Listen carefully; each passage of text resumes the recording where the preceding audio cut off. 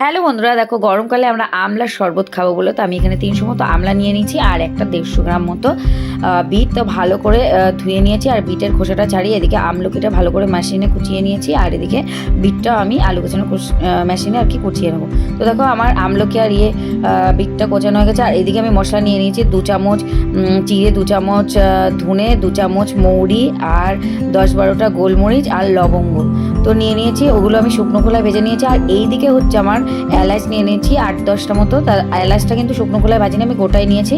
সেটা দানাগুলো বার করে এবার দেখো ওই মশলার মধ্যে দিয়ে আমি গুঁড়ো করে নেবো মিক্সিতে। দেখো সুন্দর করে আমার গুঁড়ো করা হয়ে গেছে। আর এই দিকে করে নেবো আমি মিছরিটা দেখো বড় বড় ছিল, আমি একটুখানি নোড়া দিয়ে থেতো করে নিয়ে আমি মিক্সিতে দিয়ে ভালো করে গুঁড়ো করে নিয়েছি মিছরি। এইবার আমি দেখো আমলকির মধ্যে বিটটা সুন্দর করে মাখিয়ে নেব। দেখো সুন্দর করে এবার এইটাকে মাখিয়ে নিচ্ছি।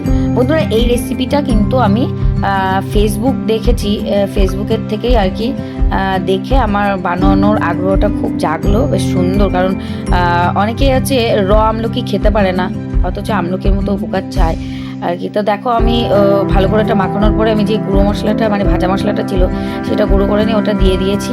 দেওয়ার পরে এর মধ্যে দিয়ে দিলাম আমি মিষ্টি গুঁড়োটা দিয়ে দিয়েছি, দিয়ে ভালো করে মাখিয়ে নিলাম।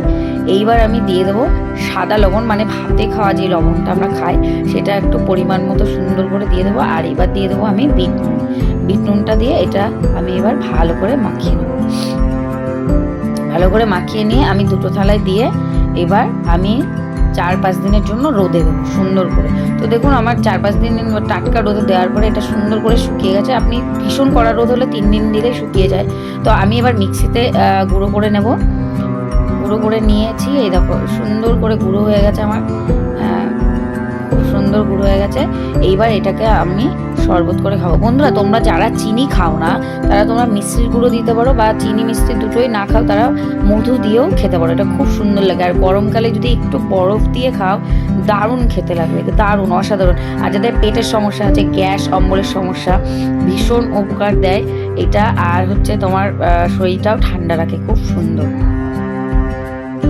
দেখুন এই যে আমাদের হয়ে গেছে শরবতটা।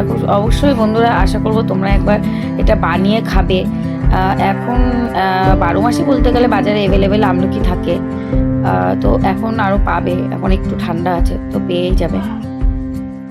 তো আমলকিটা দেখুন আমাদের এদিকে শরবতটা হয়ে গেছে, এবার আমরা খেয়ে দেখবো কেমন হয়েছে। খুব টেস্টি, গরমকালে খুব শরীরের জন্য খুব উপকার, খুব ভালো, খুব সুন্দর। সকলে ভালো থাকো।